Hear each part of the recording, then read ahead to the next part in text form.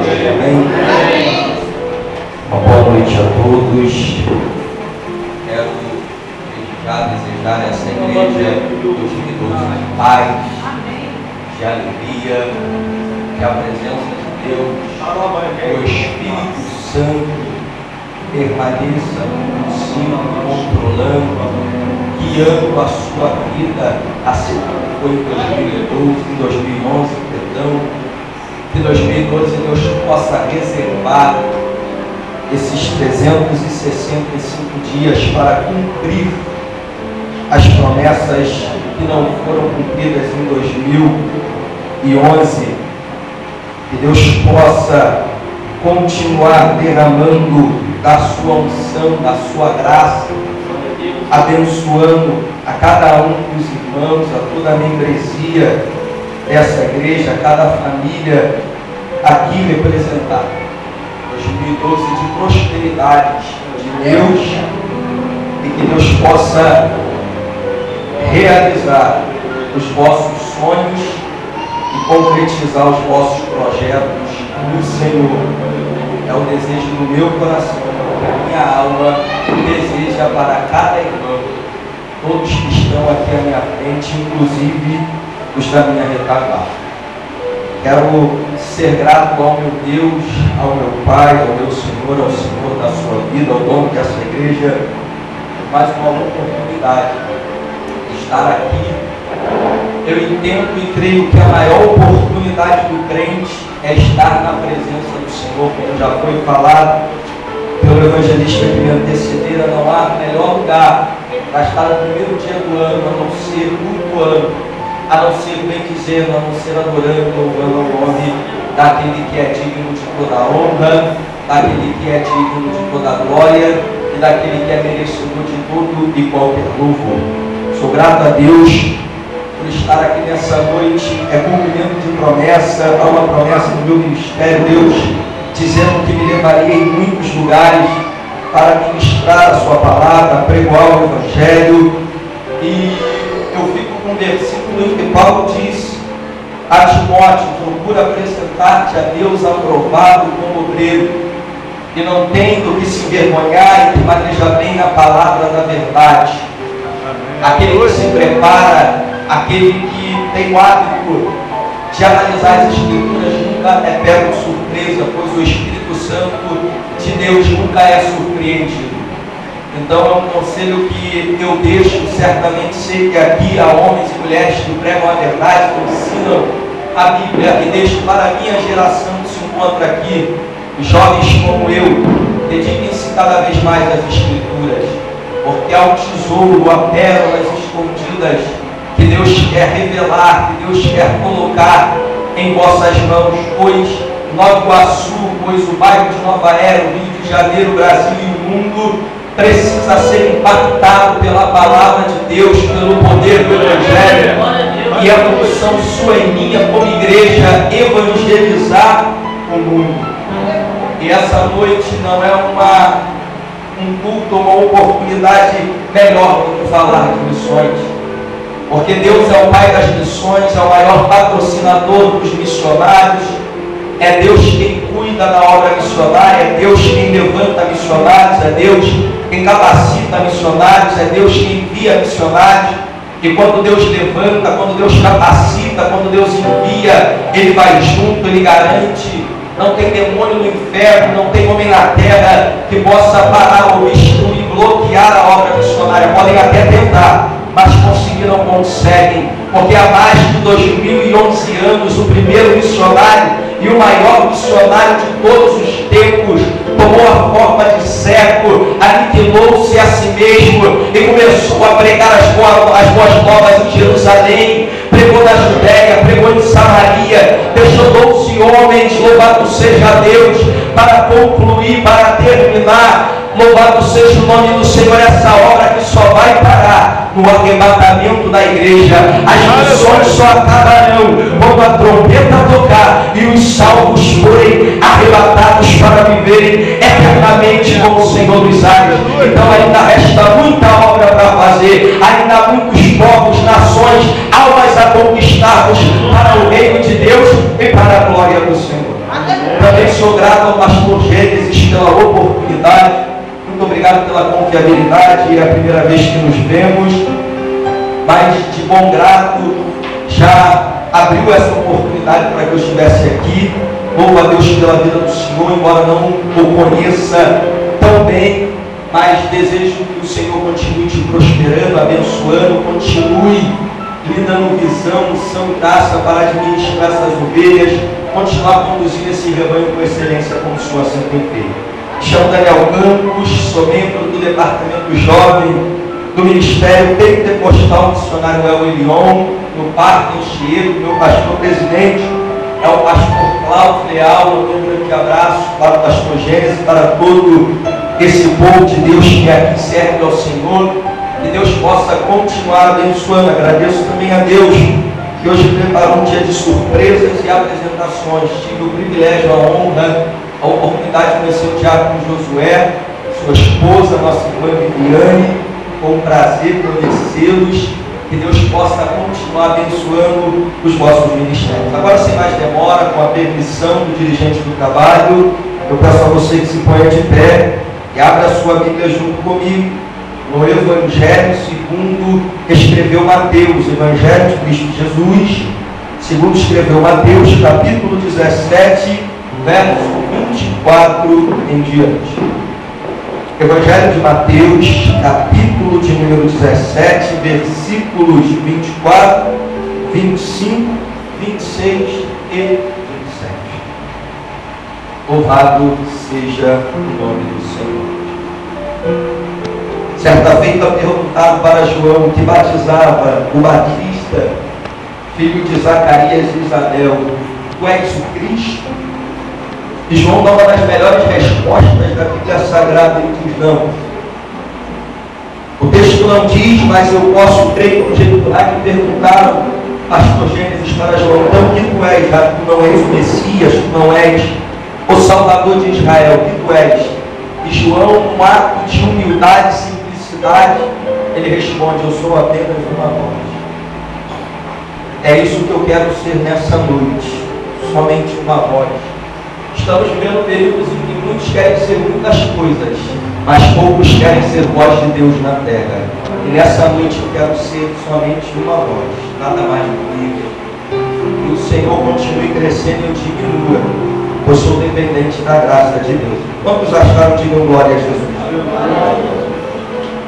Não vou me alongar, não vou me estender muito, serei bem breve, mas eu preciso transmitir aquilo que o Espírito Santo colocar em meu coração. Estarei lendo os irmãos, assim possam acompanhar com as vossas mãos. O título da minha Bíblia, a epígrafe diz: Jesus paga o tributo. Diz assim a palavra de Deus. Quando eles chegaram a Cafarnaum, aproximaram-se de Pedro os que cobravam o imposto das 2 dracmas e perguntaram: não paga o vosso mestre o imposto do templo? Respondeu ele: sim. E entrando em casa, Jesus antecipou-se dizendo: que te parece, Simão? De quem cobram os reis da terra os impostos e tributos? Dos filhos ou dos estranhos? Respondeu-lhe Pedro: dos estranhos. E disse-lhe Jesus: então os filhos estão isentos. Mas para que não escandalizemos, vai ao mar, joga o anzol, tira o primeiro peixe que subir, e abrindo-lhe a boca encontrarás um estáter. Pegue-a e pague-o imposto por mim e por ti. Eu gostaria que todos juntos, num coro, numa só voz, antes de nós orarmos para que a igreja possa se assentar, venhamos a repetir o versículo de número 27 no 3. 1, 2, 3. Mas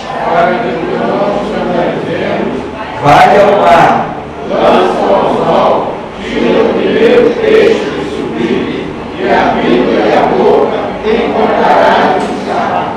Toma cuidado por mim e por ti.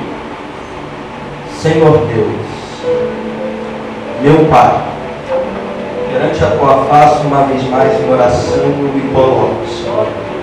Estou aqui, ó Deus, colocado por ti, a tua graça que me trouxe, fui conduzido aqui por ti, ó Santo Espírito. E como uma vez mais irei pregar a tua palavra, a palavra que é digna de toda a aceitação. Tu és conhecedor da minha vida, sabes dos meus passos. E sabes que eu dependo do Senhor, pois sou um vaso pequeno de barro, cujo tesouro e a excelência não é para a minha glória, mas é para que o teu nome seja glorificado. Então, Senhor, joga por terra todas as potestades, todos os principados, o ladrão de mensagem, o portador de palavra, o roubador de semente. E uma vez mais, Senhor, usa os meus lábios para transmitir a tua palavra. Dá-me graça e sabedoria, Senhor. Fica conosco, Espírito Santo, permaneça em nosso meio, pois a tua presença é sentida, é notória, é indispensável para nós que somos teus filhos, que te servimos, ó Deus, e procuramos te servir cada dia mais com excelência, dando o nosso melhor para o teu reino. Ó meu Senhor da glória, meu Senhor, que tu possas crescer, que tu possas aparecer, e eu não somente me escondo atrás de ti da tua cruz. Ah, meu Deus, que tu tenhas o Espírito Santo, a liberdade nessa noite para convencermos do pecado, da justiça, do juízo, que tu sintas a vontade para curar, para libertar, para transformar, para abrir as portas cujo temos pedido, Senhor. Sabemos que tu és o único que tens a chave de Davi, e tu tens a chave que aquilo que tu abre, ninguém consegue trancar, e aquilo que tu fecha não tem inteligência, não tem sabedoria humana que consiga abrir. Então, meu Senhor, tenhas a liberdade para permanecer em nosso meio. É o que a tua igreja te ora e te agradece, dependendo de ouvir a tua voz e a tua palavra, em o nome de Jesus. Amém. E graças a Deus podemos aceitar o nome de Jesus. É grupo de missões. Eu pediria a você que deixasse a sua Bíblia aberta, porque certamente iremos visitar outras referências bíblicas. Diz a Bíblia no texto, por nós oralido, que o nosso mestre, o nosso Senhor, o maior de todos os missionários da terra, aquele que pregoava, aquele que não conseguia ficar muito tempo sem pregar um sermão, sem dissertar uma mensagem, sem falar aos corações daqueles que queriam ouvir acerca das boas novas de Deus. Todos aqui sabem que Cristo, ele vem como um marco, ele vem como uma mudança de dispensação, uma mudança essa que veio trazer, louvado seja Deus, a superabundância da graça, não só ao povo de Israel, não só à nação eleita, mas também aos gentios, também ao mundo, também às nações da terra, sabendo que até antes de Cristo vir, Israel vivia sobre a dispensação da lei. Ora, Israel, para ser justificado, para ser salvo pela lei, deveria cumprir 613 mandamentos dados por Deus por intermédio do ministério de Moisés. Se um judeu cumprisse 612 mandamentos e chegasse a vez de cumprir os 613, de número 613, e não cumprisse, invalidava-se todos os demais que até então havia cumprido. É uma grande verdade, os irmãos aqui sabem que a graça, ela sempre existiu, desde que Deus criou o homem, mas a era da graça, a dispensação da graça, quer dizer que Deus, ele superabundou a graça em Cristo Jesus. É por isso que o apóstolo Paulo, falando aos Romanos, ele vai dizer que aonde superabundou o pecado, onde abundou o pecado, superabundou a graça de Deus. Aleluia! Louvado seja o nome do Senhor. E Cristo, vindo trazer uma graça diferente, ele começa a pregar as boas novas, ele começa a evangelizar Israel. É por isso que quando ele comissiona os discípulos em Mateus 10, ele dá a dica, ele começa a mostrar o segredo da obra missionária. A obra missionária não começa de fora para dentro, mas começa de dentro para fora. E é por isso que ele diz: e diante as ovelhas perdidas da casa de Israel. Então o Senhor, ele começa a mostrar que o principal propósito dele na terra não era só curar, que o principal propósito do seu ministério não era só revelar as coisas profundas e ocultas. Ele veio mostrar a Israel e à humanidade que o maior milagre realizado por Deus, a maior bênção que Deus pode conceder ao homem, não é uma casa, não é um carro, não é uma posição social entre os grandes, não. A maior dádiva de Deus ao ser humano é a salvação da alma, é a vida eterna, que só Deus, na pessoa de Cristo, por intermédio de Cristo, pode oferecer ao ser humano. E é um versículo muito conhecido e lindo, que é o versículo, é o texto alto da Bíblia, e é o versículo primário de missões. Porque Deus amou o mundo de tal maneira que deu seu Filho unigênito, para que todo aquele que nele crê não pereça, mas tenha a vida eterna. Mas talvez você possa estar pensando, Daniel, o que tem a ver o texto que nós lemos com missões?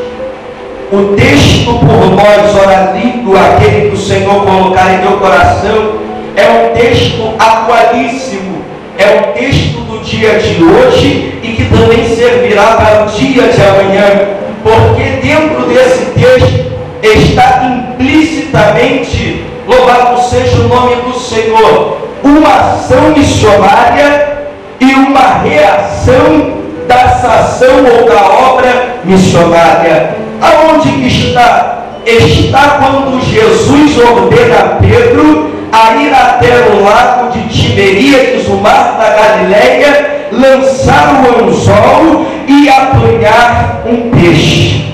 Todos aqui que são frequentadores de escola dominical e de culto de estudo bíblico sabem que dois significados e simbolismos da Bíblia de peixe é alma. Quando a Bíblia fala de peixe, a Bíblia está falando de alma, porque quando a Bíblia fala de mar, a Bíblia está se referindo ao mundo, ao sistema, à sociedade na qual vivemos. E eu quero falar rapidamente sobre 3 características da obra missionária. Primeira característica que não está inserida no texto por nós ora lido, eu gostaria que você abrisse comigo a sua Bíblia na carta de Paulo aos Romanos, no capítulo de número 10, louvado seja o nome do Senhor, a partir do versículo 13. O primeiro fator, a primeira característica de um missionário, porque missionário é reconhecido por características, louvado seja Deus. É impossível eu conhecer ou determinar uma pessoa ser um missionário ou missionária se ele não carregar ou se ela não carregar características, porque não é o que eu falo que diz quem eu sou, não é o que eu digo que mostra meu caráter, não é a forma que eu prego que vai dizer ou determinar se eu sou ou não sou homem ou mulher de Deus, porque a Bíblia me proíbe de te julgar, a Bíblia te proíbe de examinar a minha vida, mas Jesus ele deixou o meio, o Senhor deixou a forma de eu saber quem você é e de você saber quem eu sou. Aí ele vai dizer assim, ó, e vós conhecereis a árvore, não é pelo galho, não é pelo tronco e não são pelas folhas. E Jesus ele vai dizer que vós conhecereis a árvore é pelos seus frutos. E nós estamos vivendo um período na história da igreja que muitos querem dizer, muitos querem determinar, muitos querem dar nomenclatura à árvore pelas folhas que ela tem, pela frondosa dos seus galhos ou pela largura do seu tronco. Mas não se engane, não se confunda, a Bíblia não pode mentir, ela é a palavra de Deus, é inerrante. A árvore não se conhece por outro jeito, por outro método em que não seja os frutos. Aleluia. Existe um arbusto que você conhece Talvez você não sabia que o nome era esse, mas você conhece, chamado pingo de ouro. Quem já viu ou ouviu falar desse arbusto?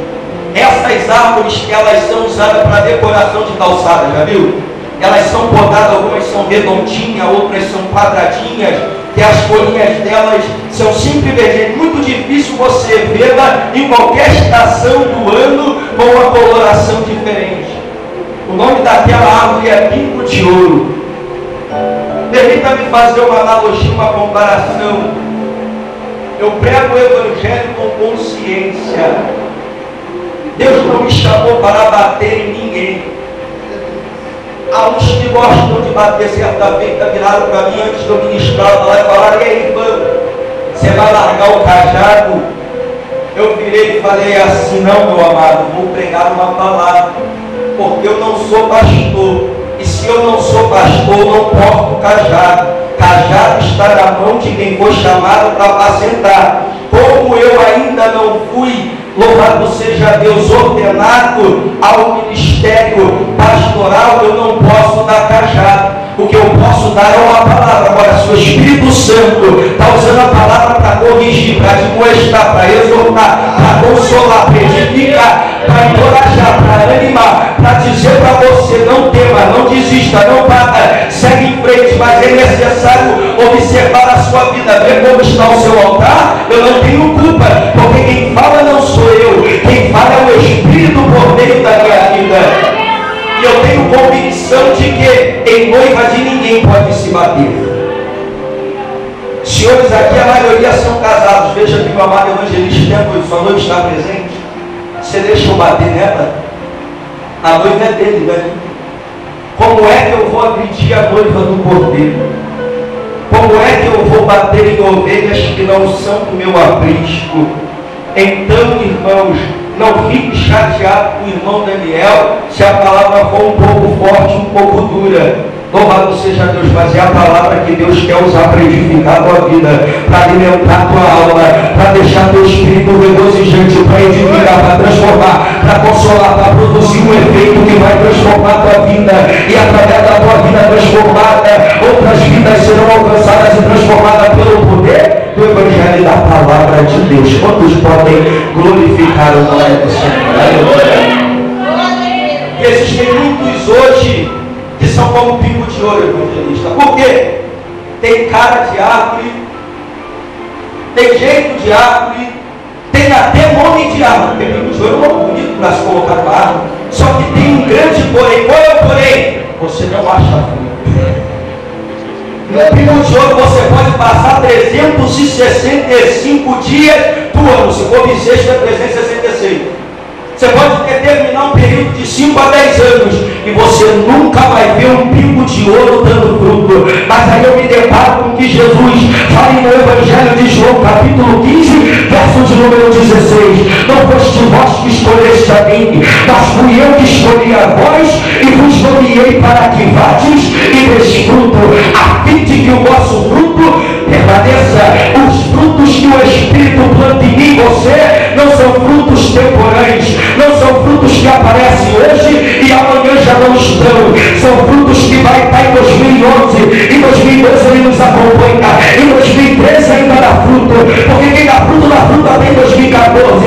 Vai chegar às Olimpíadas de 2016 e ainda vai continuar dando fruto. Quem deu fruto em 2011 vai continuar dando em 2012. Levanta a mão e agora, deixa eu ver quem gosta de dar fruto, deixa eu ver quem gosta de semear, quem gosta de regar, quem gosta de colher aquilo que o Senhor coloca como semente para semear. Vamos achar. Diz assim, ó: porque todo aquele que invocar, verso 3, o nome do Senhor será salvo. Como, pois, invocarão aqueles que não creram?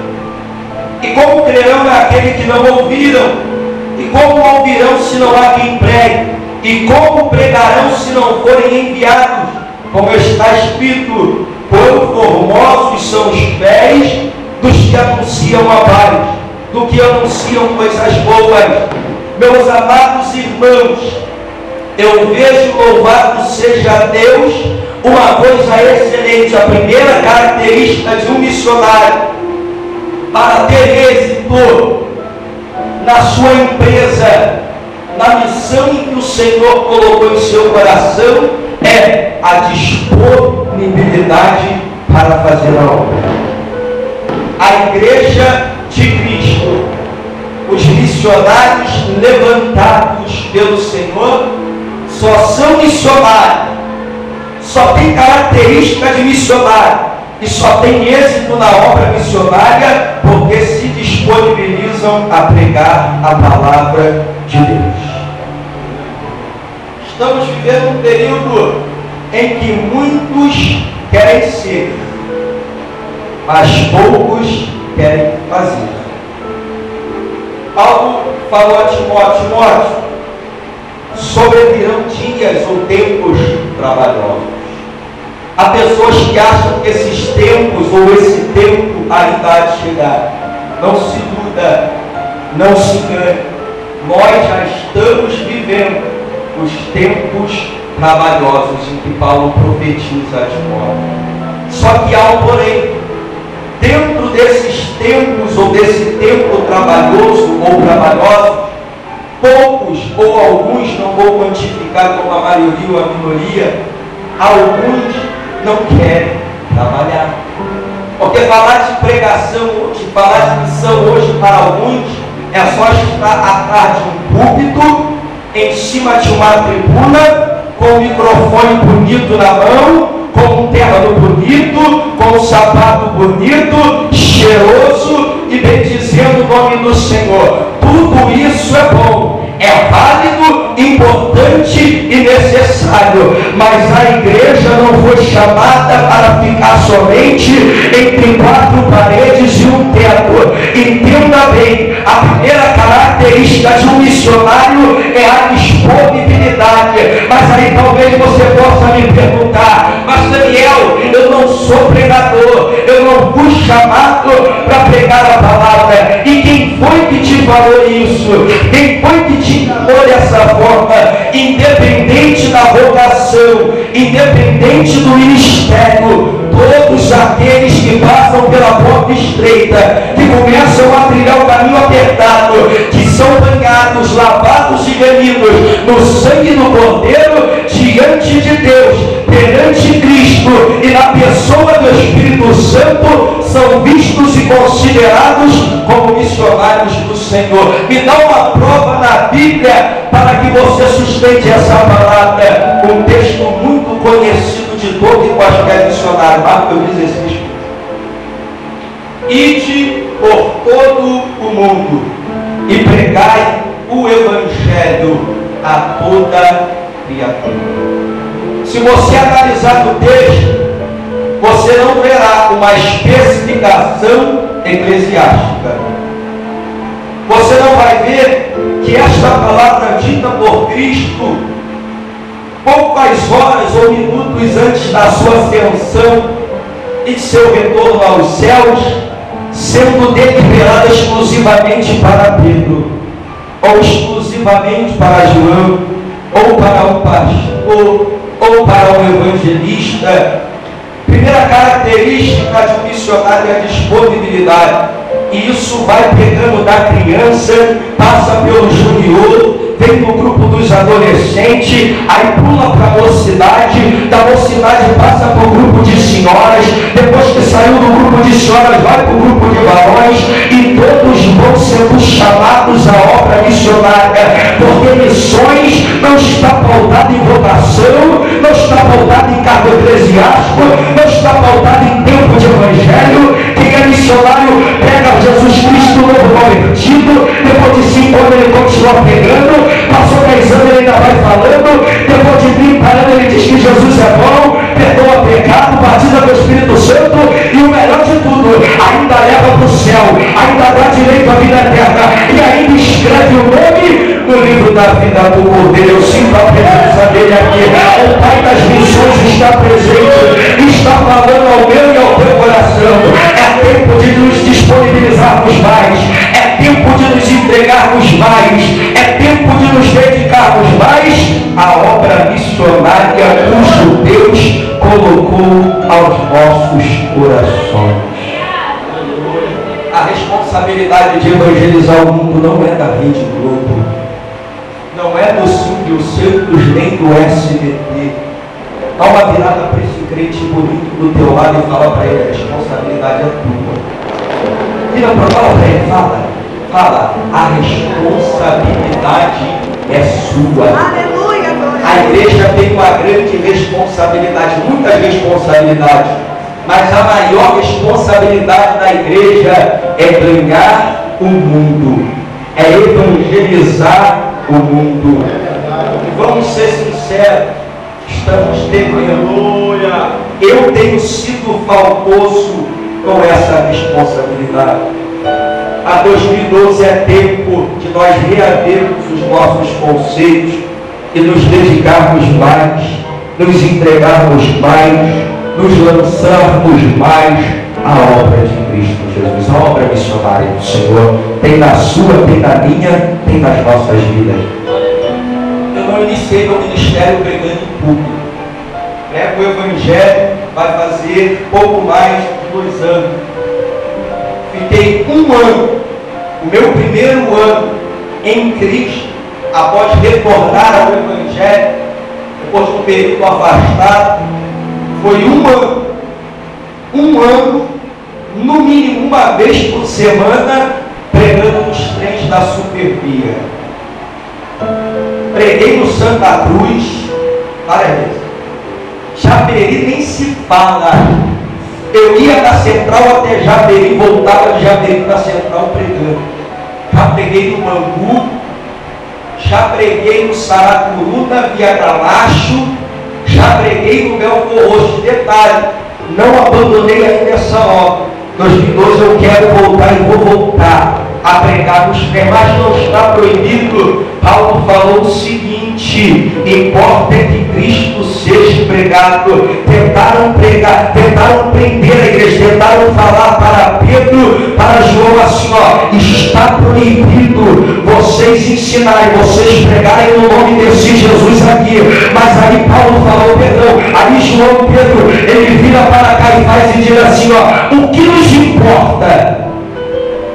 Obedecermos aos homens ou obedecermos a Deus? Independentemente se estamos sujeitos a perder a vida ou não, Cristo precisa ser pregado, porque como o apóstolo Paulo diz: por amor de ti somos entregues à morte a todo dia, somos reputados como ovelhas para o matador. Não pense você que fala perdida não pega crente. Eu estou sujeito a voltar para casa ou estar saindo de casa para a igreja e uma coisa acontecer. Quem diria que no século 21, ano da tecnologia, da modernidade, da multiplicação da ciência, crentes morreriam de câncer, seriam recolhidos pelo Senhor por causa do câncer. Então Deus, ele tem as suas formas de chamar os seus e recolher os seus. Independentemente da forma, importa é estar com o nome escrito no livro da vida do Cordeiro.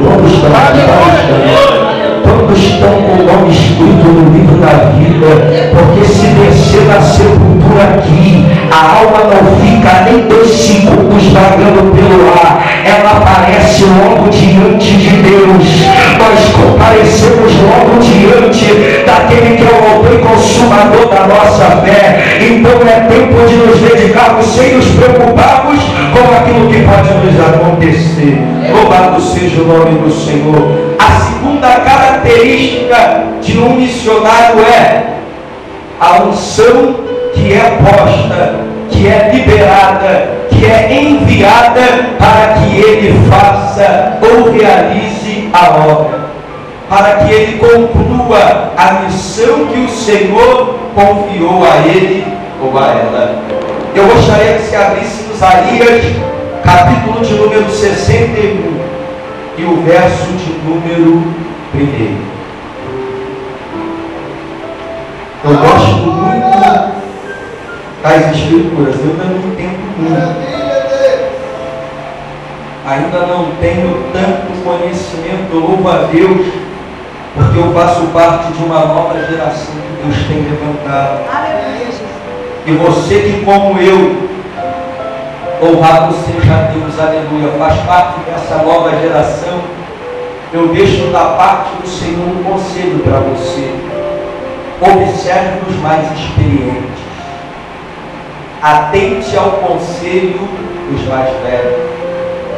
Porque ao analisar os grandes sucessores da história da Bíblia, eu aprendi uma grande lição que o Espírito Santo me trouxe. Qual, Daniel? Eliseu só pôde realizar o dobro de milagres ou ser usado por Deus porque existia um Elias na sua vida. Timóteo só foi bispo na igreja de Éfeso, segundo a história, e teve um ministério próspero e abençoado porque teve um Paulo para ser seu professor. Então você que, como eu, que faz parte da nova geração, não despreze os Moisés, não rejeite o conselho dos Elias e não deixe de ouvir a direção que Deus dá por intermédio dos Paulos que estão por aí. Homens que, como nosso amado presbítero que aqui me antecederam, mais de 50 anos de evangelho, tem muita história, muita experiência, há muita coisa boa para você e para mim tirarmos e aprendermos com esses homens e mulheres. E o texto de Isaías 61, verso 1 diz assim: o Espírito do Senhor Deus está sobre mim, porque o Senhor me ungiu para pregar as boas novas aos pobres, enviou-me a restaurar os contritos de coração e proclamar a liberdade aos cativos e abertura de prisão aos presos.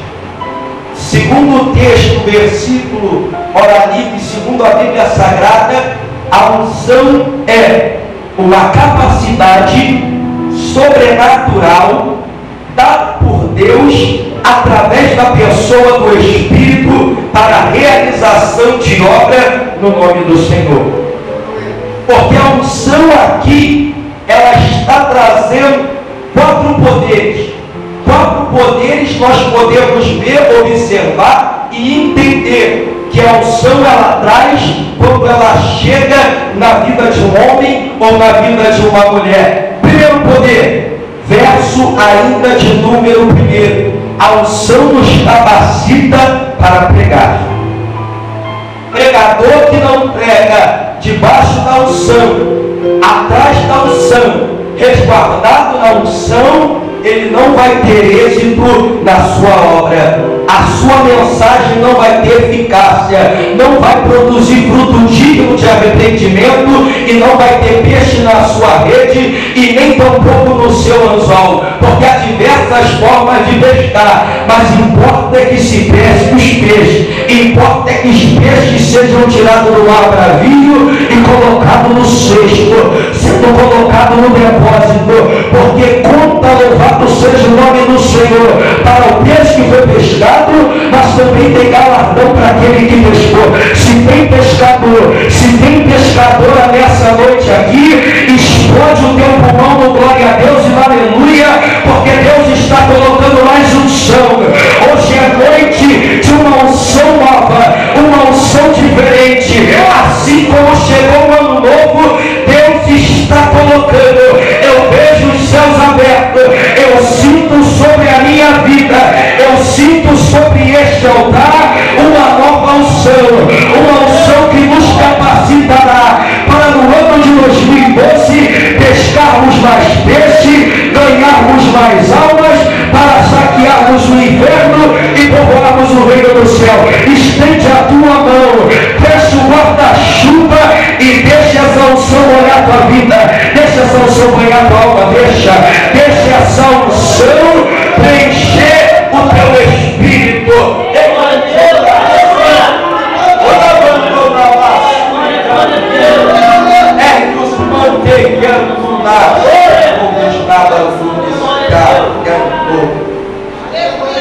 A unção é a ferramenta que o Espírito usa, que Ele mesmo deu para convencer o homem do pecado, da justiça e do juízo.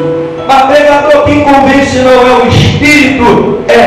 Mas se o pregador não tem unção, falta uma ferramenta principal para ele sair ao combate. O pregador, o missionário, a missionária, a pregadora que não tem unção, está faltando uma ferramenta, louvado seja Deus, aleluia, indispensável para a edificação da obra missionária.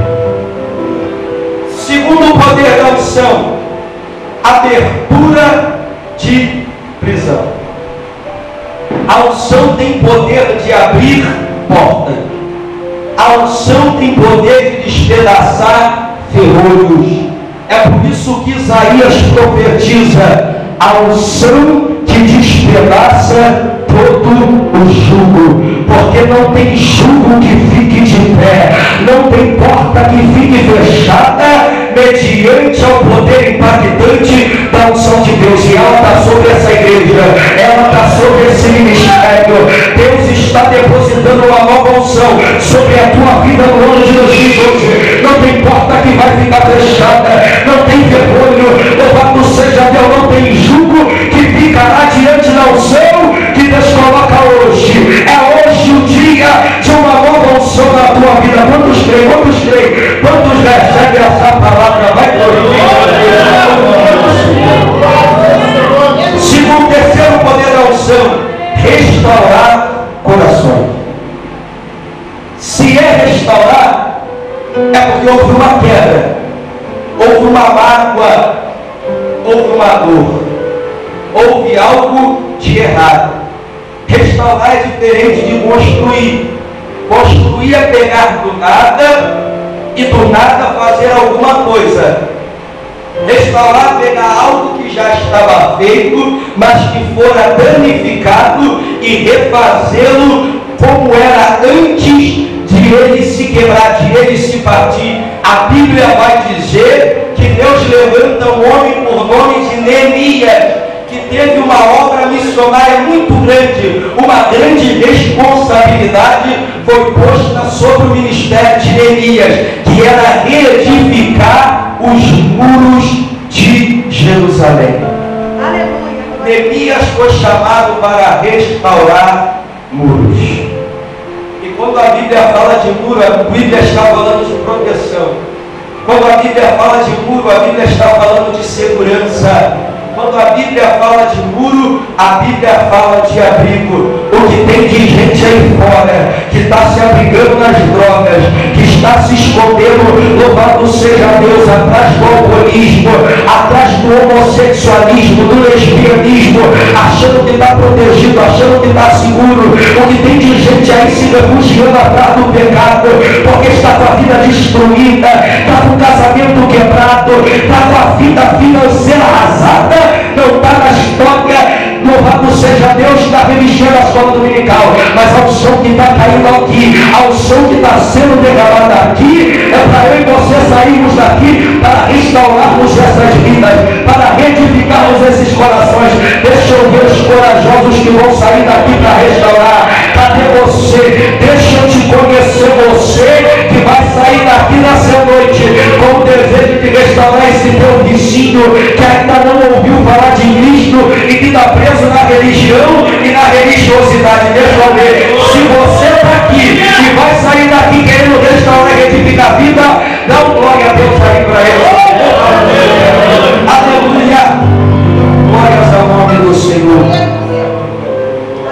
Louvado seja. Bendito seja o Deus e Pai dos missionários. Quarto e último poder da missão, da unção, perdão, proclamar liberdade para os presos. A unção tem o poder de reverter o quadro. A unção, ela tem o poder de soltar quem está preso, de colocar uma pessoa que estava no cárcere, que fora sequestrada pelo diabo. Porque não pense você que o diabo não sequestra.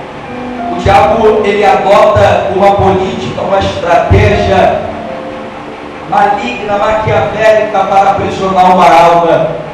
Toda alma presa, antes de ser presa, ela fora cegada.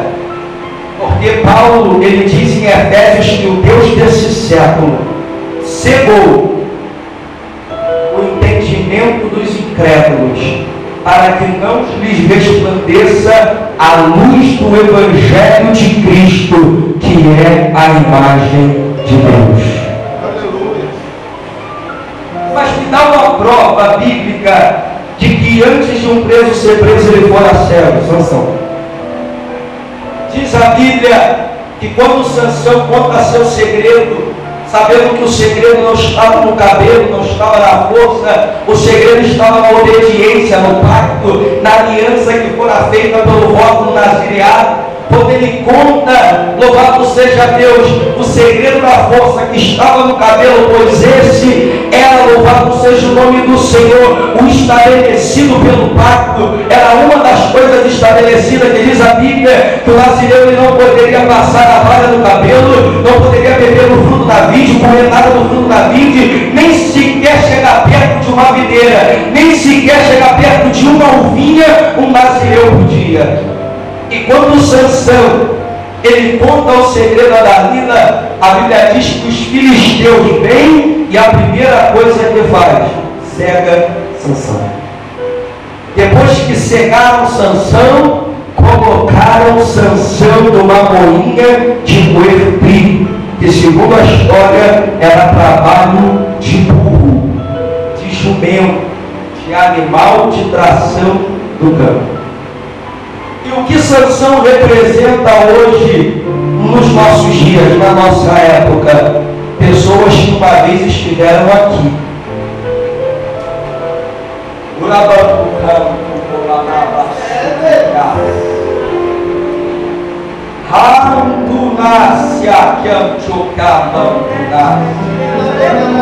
Pessoas que um dia já louvaram a Deus igual a mim e você estamos louvando hoje. Glória a Deus. Pessoas que um dia já glorificaram a Deus igual a mim e a você, igual nós estamos glorificando, mas agora está lá na Filistia, moendo trigo como jumento, fazendo papel de burro. Pessoas que se apostataram na fé, pessoas que se afastaram do Evangelho. E quem sabe há alguns desses na sua família, que na minha família tem. Talvez alguns desses na sua parentela, mas a unção que abre visão, que faz escama cair dos olhos, está na tua vida, e através dessa unção você vai resgatar. Deus vai te usar para pegar o afastado e colocar aqui de novo. Você vai pegar, ele vai morrer, a unção vai ser liberada, o Espírito vai convencer e ele vai voltar para a presença de Deus. Teu filho vai voltar, teu pai vai voltar, tua mãe vai voltar, tua filha vai voltar, porque a unção de Deus está sobre ti, ela está sobre a tua vida. Louvado seja o nome do Senhor. Para nós finalizarmos, terceira característica de um missionário: a obediência àquele que o enviou. Todo missionário enviado ao campo, ele presta obediência, ele emite relatório àquele que o comissionou para o campo. Eu me lembro muito bem que nessa obra de 1 ano no trem, saíra eu e um amado irmão e amigo particular, que agora é um evangelista, mas na época ele era o obreiro André de Belém. E nós chegamos até o nosso pastor, dizendo que o Senhor colocar em nosso coração esse projeto de evangelizar os crentes e ir até as comunidades. Nós evangelizávamos muito nas comunidades de Jacareí e Manguinho, na zona norte do Rio de Janeiro. E todas as vezes que nós tínhamos a oportunidade de estar com o nosso pastor sempre perguntava: e aí, como é que está o trabalho do trem? Como é que está a obra? E as aulas? Nós sempre relatávamos: pastor, está uma bênção. Deus tem operado.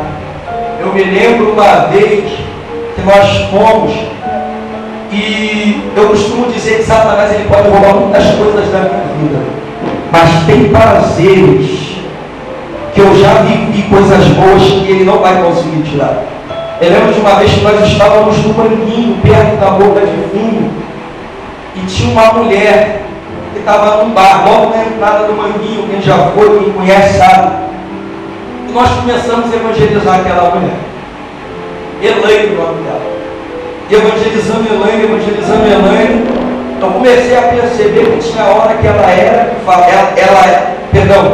ela que dizia, e tinha hora que era o demônio que estava nela que falava. Aí o Senhor falou assim ao meu coração: faz uma oração por ela, porque vai manifestar. Eu, novo convertido, não tinha nem 4 meses de crente, botei a mão na cabeça dela. Irmãos, a unção que estava sobre as nossas vidas naquele dia foi tão grande, mas foi tão grande, que eu só botei a mão. Falei: Senhor, meu Deus e meu Pai, já cai de joelho manifestada. E hora daqui, hora de lá expulsa, legião de demônio sai do corpo daquela mulher. Quando o último capeta que estava dentro do corpo dela saiu, eu vi e contemplei uma das maiores e melhores visões que eu já vi até hoje. Não foi revelada, foi coisa física. Aquela mulher, ela estava com uma pedra de crack no bolso. Quem já viu uma pessoa sob o efeito de crack sabe o quão é terrível essa droga maldita. Ela estava com um copo de traçado na mão, um maço de Hollywood azul no bolso e um batom vermelho. Aquela mulher pega a pedra de crack e joga no bueiro. Pega o maço de cigarro à massa, joga no bueiro. Pega o copo de traçado, joga no chão. Pega o batom de uma coluna chapiscada, ela rasga o batom na coluna. Não tem nada contra o batom, mas foi o que ela fez. E fala a melhor frase, uma das frases mais impactantes que eu já ouvi até hoje. Qual foi, Daniel? Eu quero servir a Jesus, eu quero voltar para Jesus. E desde aquele dia eu percebi que vale a pena evangelizar, que vale a pena obedecer, que vale a pena sair ao campo, porque o diabo ele pode roubar o que quiser, mas essa imagem da minha memória ele não vai tirar, ele não vai roubar. Eu vi uma ex-usuária de crack abandonar o crack e falar que quer servir a Jesus. Então, meus irmãos, vale a pena, é prazeroso. Não tem dinheiro no mundo que pague, não tem oferta no mundo que possa pagar o prazer e o privilégio de ver aquilo que essa mulher falou. Mas eu quero finalizar com o verso 27 do texto que nós lemos. Diz assim: mas para que não nos escandalizemos, vai ao mar, joga o anzol, tira o primeiro peixe que subir, e abrindo-lhe a boca, encontrarás um estábulo. Pegue-a e pague o imposto por mim e por ti. Eu recebi uma revelação de Deus em cima desse texto. Pedro, ele era pescador. O texto, esta passagem encerra-se no verso 27. Mas, conhecendo um pouco de Pedro e conhecendo um pouco de Cristo, eu tenho a convicção pela minha fé, creio e conjecturo, embora o texto não diga, mas a teologia diz que eu posso extrair a conjectura da exegese sem ferir o texto da exegese. Pedro, ele certamente foi ao mar e lançou o anzol, que era pescador. A única coisa que Pedro sabia fazer na vida era pescar. Pedro não sabia fazer outra coisa a não ser pescar. Pedro, ele lança o anzol, pega o peixe. A primeira coisa que Pedro faz é abrir a boca do peixe. Quando Pedro abre a boca do peixe, ele não tem uma surpresa, porque ele já esperava encontrar um valor, uma moeda, um dinheiro na boca daquele peixe. Mas diferente do que você talvez possa pensar, como pescador, e a constatação do fato em que todo pescador ama a profissão que faz, que todo pescador se preze, ama os peixes que pesca, A primeira coisa que Pedro faz quando nega Jesus é o que? Voltar para o lado de Tiberíades e voltar a fazer aquilo que ele sabia fazer.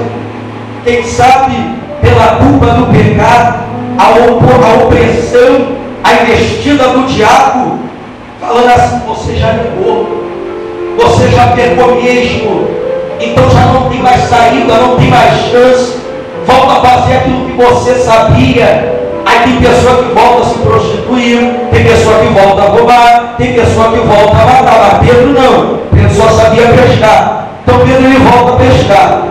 E a constatação do fato que todo pescador ama o peixe que pega é isso, que Pedro, mesmo depois de ter negado, abandonado de certa forma por um tempo a fé, ele volta a pescar.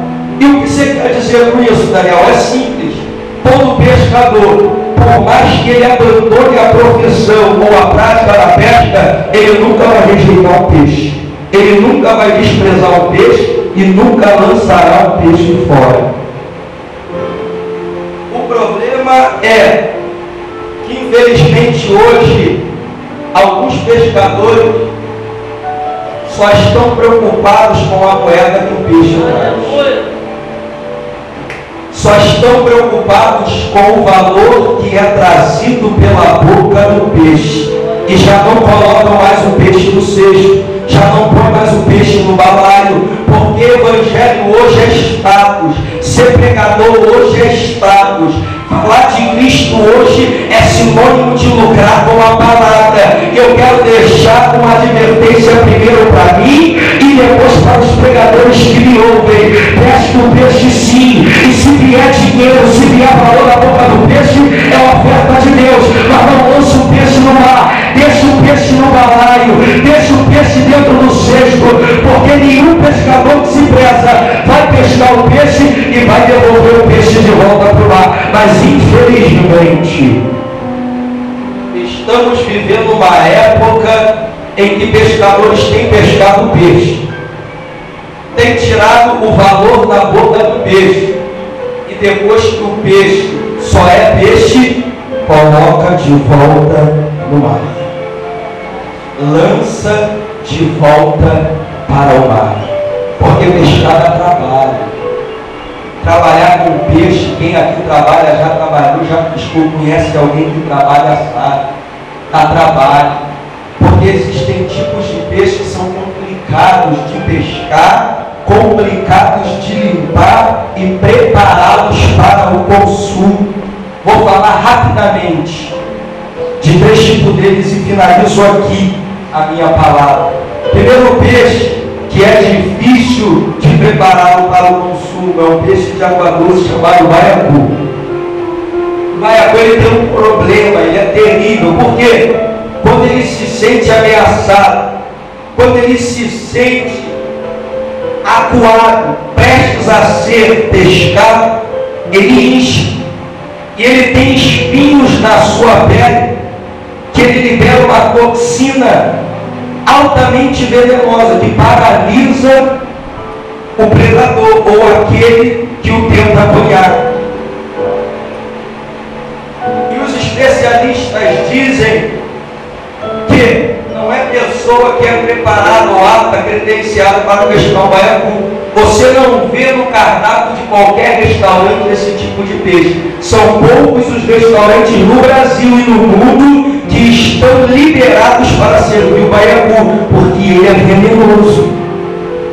E o que tem de baiacu no nosso meio não está na revistinha da escola dominical. Você pesca ele, você traz ele para o cesto, coloca no cesto, aí traz aqui para a peixaria. Quando chega aqui na peixaria, você quer tocar para limpar, ele incha, ele vem inchado, aí libera o veneno. Mas nessa noite, o pescador dos pescadores, aquele que sabe lidar com qualquer tipo de peixe, está aqui. E se você que está me vendo e me ouvindo, você é do tipo baiacu, fique tranquilo, porque hoje o Senhor, Ele vai te preparar, Ele vai te preparar, Ele sabe como preparar baiacu. Não tem veneno de baiacu que fique diante da limpeza do pescador dos pescadores.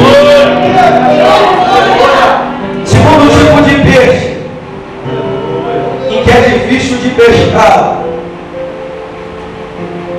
Infelizmente, nós temos encontrado muito deles nos cestos, nos balais e nas peixarias que o Senhor instituiu por aí.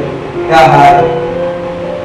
O problema dela não é quando ela vem, é o ferrão que está atrás. O problema da raia é o ferrão que ela carrega atrás. Pela frente, o ministério é abençoado, mas por trás, os homens não valem nada.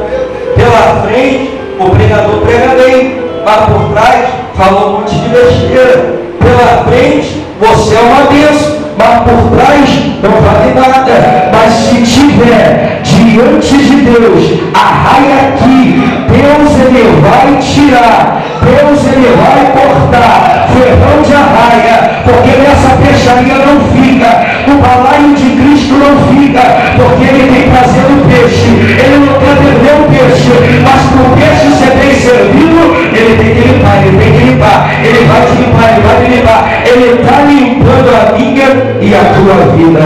Finalizo falando sobre o terceiro tipo de peixe. É o peixe espada. O peixe espada é uma benção, só que ele tem um grande problema, meu amigo. Ele sempre enfia o nariz aonde não está nada. Já viu o tamanho do nariz do peixe espada? Aleluia! É quase maior do que o corpo. Isso quando não é a língua, também é grande. Maior que o corpo. São 3 caixões quando morrer. Um para o início da língua, um para a metade da língua e outro para o final da língua, porque senão não cabe. E um separado do corpo. São 4 então no total.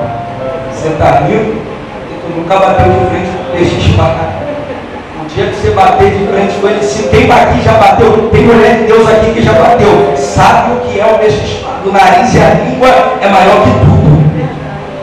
Mas nessa noite, Deus ele está tirando escama, Deus ele está limpando os peixes, e nós vamos ficar na peixaria do Senhor Jesus.